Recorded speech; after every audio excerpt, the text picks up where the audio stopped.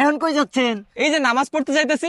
মুরব্বি মুরব্বি, নামাজ পড়ে আইলেন, নামাজ পড়বার যাইবেন, মানে তো বুঝলাম না। আরে জোহরের নামাজ পড়ছি হাতির ঝিল, আর আসরের নামাজ পড়বো মতিঝিল। আচ্ছা আচ্ছা বুঝলাম। আচ্ছা হুজুর, আপনার হেলমেট কো? ড্রাইভিং লাইসেন্সটা দেন দি। আসলে ওইসব দুনিয়াবি জিনিস তো আমি সাথে রাখি না। আমার পকেটে তসবি আছে, তারপর আপনার আতর আছে, তারপর সিটের নিচে জায়নামাজ আছে।